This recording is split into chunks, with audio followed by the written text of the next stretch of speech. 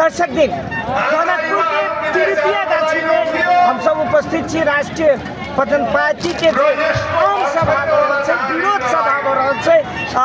तई सभा में हम सब तृतीय गाछी में तृतीय गाछी से अपने सबके दृश्य देखाब चाहब मिथिला जागरण ऑनलाइन टीवी के माध्यम से पूरे तृतीय गाछी में भरि गेल छै। आ गाम गाम से लोग सब राष्ट्रीय पार्टी के लोग सब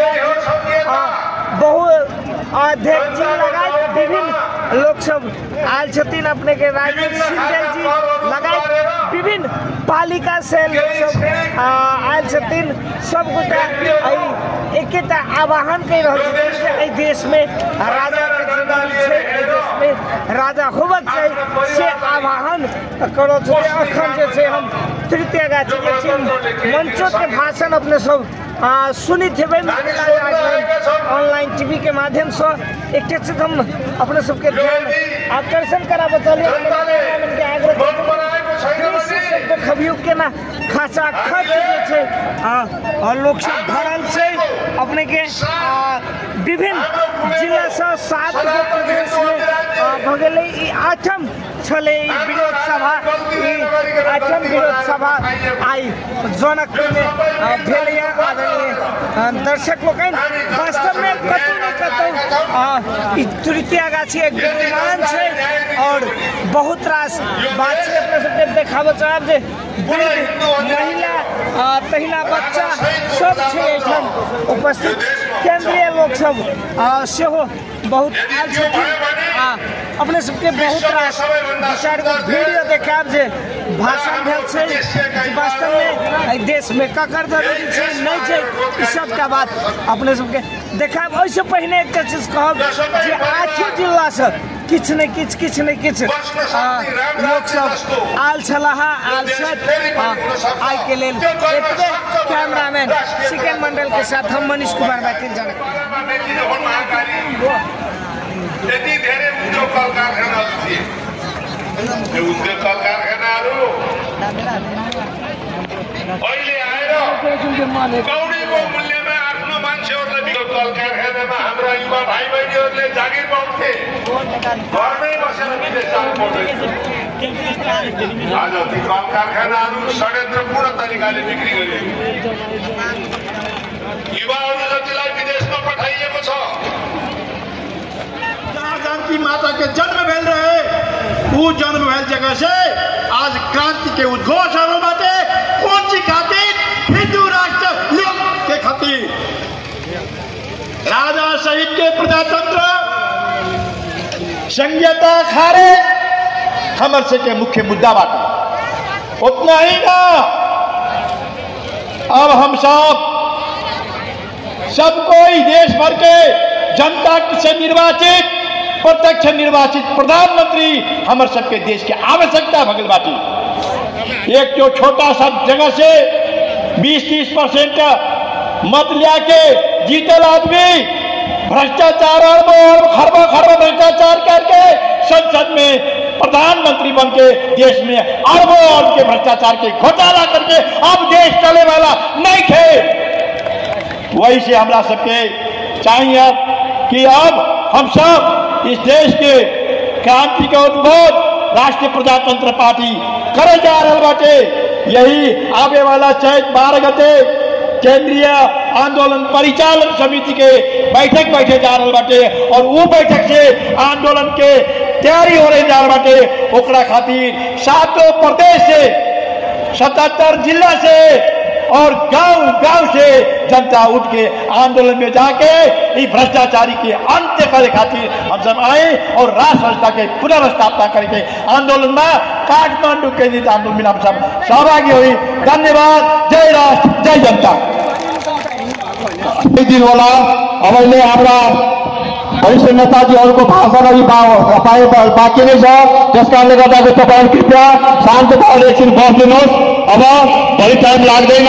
मलाई पनि थाहा छ तपाईहरु धेरै टाढाबाट आउनुभएको छ। हामी लक्ष्य गर्छौँ। त्यस कारण तपाईहरु कृपया अब अच्छा स्थानमा सबैजना बसिरहन म हार्दिक अनुरोध गर्दछु। अब उपाध्यक्ष हेमजङ गुरुङज्यूलाई आफ्नो मन्तव्य सानो मन्तव्य राखिदिनुको लागि अनुरोध गर्दछु।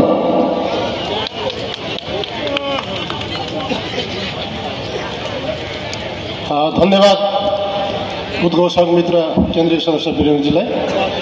यो मध्य प्रदेश स्तरीय बृहत विरोध सभाका सभापति एवं राष्ट्रिय प्रजातन्त्र पार्टी मध्य प्रदेश कार्य समितिका अध्यक्ष भरत गिरीज्यू, आजका प्रमुख अतिथि पार्टीका श्रद्धेय केन्द्रीय अध्यक्ष माननीय राजेन्द्र लिङदेनज्यू, पूर्व अध्यक्ष एवं निर्देशन समितिका अध्यक्ष आदरणीय डाक्टर प्रकाश चन्द्र लौनेज्यू, पार्टीका उपाध्यक्षज्यूहरू, महामन्त्रीज्यू, मञ्चमा आसीन पार्टीका केन्द्रीय पदाधिकारी सदस्यज्यूहरू, माननीयज्यूहरू, यो मध्य प्रदेशका 8 जिल्लाका जिल्ला अध्यक्षहरू र यहाँ उपस्थित हुनुभएका सम्पूर्ण आदरणीय राष्ट्रवादी दाजुभाइ दिदीबहिनीहरू र पत्रकार मित्रहरू, आज हामी अत्यन्त महत्त्वपूर्ण दिनमा यहाँ भेला भएका छौँ।